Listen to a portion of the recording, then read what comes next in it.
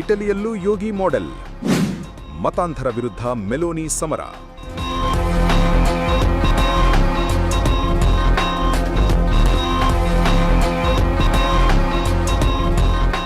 ಒಂದು ಕಾಲದಲ್ಲಿ ಮುಕ್ತ ಗಡಿಗಳು, ಲಿಬರಲ್ ಮೌಲ್ಯಗಳು ಮತ್ತು ಬಹುಸಂಸ್ಕೃತಿಯನ್ನು ಸಂಪೂರ್ಣವಾಗಿ ಬೆಂಬಲಿಸುತ್ತಿದ್ದ ದೇಶ.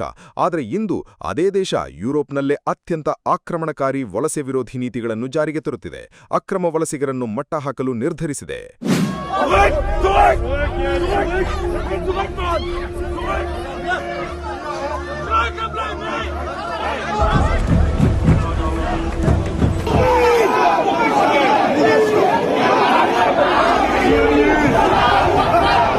We are not going anywhere.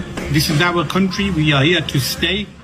Shocking ವಿಚಾರವೇನೆಂದರೆ, ಇತ್ತೀಚೆಗೆ ಜನರು ಇಟಲಿಯ ಈ ಹೊಸ ನೀತಿಯನ್ನು ಇಟಲಿಯ ಯೋಗಿ ಮಾಡೆಲ್ ಎಂದು ಕರೆಯಲು ಪ್ರಾರಂಭಿಸಿದ್ದಾರೆ.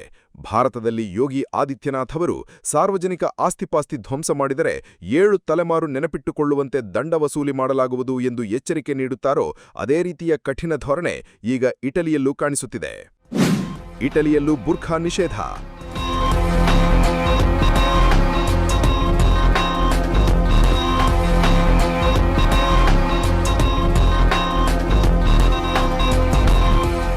ಇಟಲಿ ಸರ್ಕಾರ ಸಾರ್ವಜನಿಕ ಸ್ಥಳಗಳಲ್ಲಿ ಬುರ್ಖಾ ಮತ್ತು ನಿಕಾಬ್ ಅನ್ನು ಸಂಪೂರ್ಣವಾಗಿ ನಿಷೇಧಿಸುವ ಹೊಸ ಕಾಯ್ದೆಯನ್ನು ತರಲು ಮುಂದಾಗಿದೆ.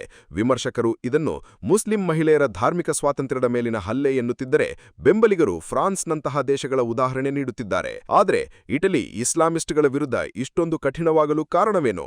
2022ರಲ್ಲಿ ಜಾರ್ಜಿಯಾ ಮೆಲೋನಿ ಸರ್ಕಾರ ಅಧಿಕಾರಕ್ಕೆ ಬಂದ ನಂತರ ಒಂದು ಸ್ಪಷ್ಟ ಸಂದೇಶ ನೀಡಿತು: ಅಕ್ರಮ ವಲಸೆಗೆ ಜಾಗವಿಲ್ಲ, ರ್ಯಾಡಿಕಲ್ ಇಸ್ಲಾಂ ಅನ್ನು ಸಹಿಸುವುದಿಲ್ಲ ಮತ್ತು ಇಟಲಿಯ ಸಾಂಸ್ಕೃತಿಕ ಗುರುತಿಗೆ ಮೊದಲ ಆದ್ಯತೆ. ಇದು ಆರಂಭದಲ್ಲೇ ಮೆಲೋನಿ ಕೊಟ್ಟ ಎಚ್ಚರಿಕೆ. ಮೆಲೋನಿ ಸರ್ಕಾರ ತಂದ ಪ್ರಮುಖ ಬದಲಾವಣೆಗಳು ಇಲ್ಲಿವೆ. ಅಕ್ರಮ ಇಸ್ಲಾಮಿಕ್ ವಲಸಿಗರ ವಿರುದ್ಧ ಕಠಿಣ ಕ್ರಮ. ಸಮುದ್ರ ಮಾರ್ಗಗಳನ್ನು ಬ್ಲಾಕ್ ಮಾಡಲಾಯಿತು, ಎನ್ಜಿಒಗಳ ಮೇಲೆ ನಿರ್ಬಂಧ ಹೇರಲಾಯಿತು ಮತ್ತು ಸಾವಿರಾರು ಮುಸ್ಲಿಂ ಅಕ್ರಮ ವಲಸಿಗರನ್ನು ಮಿಡಲ್ ಈಸ್ಟ್ ಮತ್ತು ಆಫ್ರಿಕನ್ ದೇಶಗಳಿಗೆ ವಾಪಸ್ ಗಡೀಪಾರು ಮಾಡಲಾಯಿತು. ಉಗ್ರಗಾಮಿ ಇಸ್ಲಾಮಿಕ್ ಸಂಘಟನೆಗಳ ಮೇಲೆ ನೇರ ದಾಳಿ. ಮಸೀದಿಗಳ ಫಂಡಿಂಗ್ ಬಗ್ಗೆ ತನಿಖೆ ಆರಂಭವಾಯಿತು.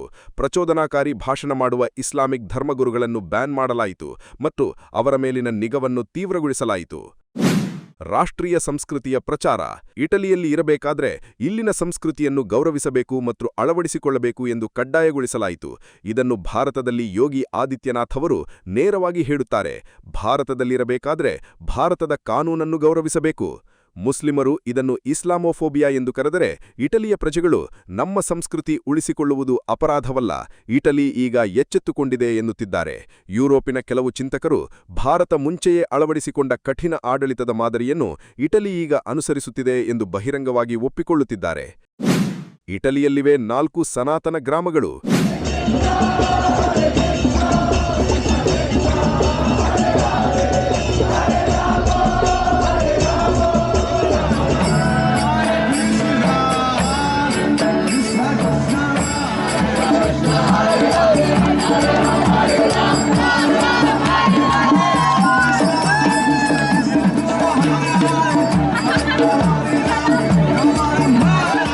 ಇಟಲಿಯ ಇನ್ನೊಂದು ಮಜಲನ್ನು ನಾವು ನೋಡಬಹುದು.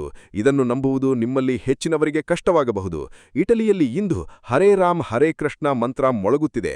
ಇಟಲಿ ಸರ್ಕಾರದ ಪೂರ್ಣ ಬೆಂಬಲದೊಂದಿಗೆ ಇಂದು ಇಟಲಿಯಲ್ಲಿ 4 ಹೊಸ ಹಿಂದೂ ಗ್ರಾಮಗಳು ಅತ್ಯಂತ ವೇಗವಾಗಿ ಬೆಳೆಯುತ್ತಿವೆ.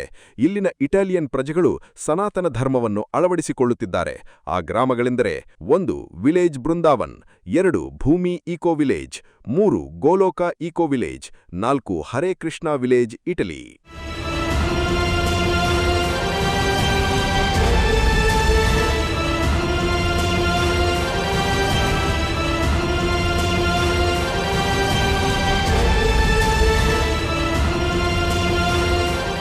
ಈ 4 ಗ್ರಾಮಗಳನ್ನು ಇಸ್ಕಾನ್ ಮುನ್ನಡೆಸುತ್ತಿದೆ. ಇಟಲಿ ಸರ್ಕಾರ ಇವರಿಗೆ ಪೂರ್ಣ ಬೆಂಬಲ ನೀಡುತ್ತಿದೆ. ಇತ್ತೀಚಿನ ವರ್ಷಗಳಲ್ಲಿ ರೋಮ್ನಿಂದ ಮಿಲಾನ್ ತನಕ ಇಟಲಿಯಾದ್ಯಂತ ಹಿಂದೂ ಹಬ್ಬಗಳು, ಯೋಗ, ಧ್ಯಾನ, ಕರ್ಮಯೋಗ ಮತ್ತು ವೈದಿಕ ಶಿಕ್ಷಣದ ಕ್ರೇಜ್ ಭಾರೀ ಪ್ರಮಾಣದಲ್ಲಿ ಹೆಚ್ಚಾಗಿದೆ.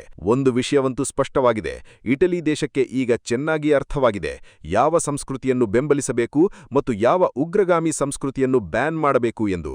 ಹೀಗಾಗಿ ಭಾರತದ ಯೋಗಿ ಮಾಡೆಲ್ ಕೇವಲ ಭಾರತಕ್ಕೆ ಸೀಮಿತವಲ್ಲ, ಇದು ದೂರದ ಇಟಲಿಯಲ್ಲಿ ಜಾರಿಯಾಗುತ್ತಿದೆ. ನೀವೇನಂತೀರಿ?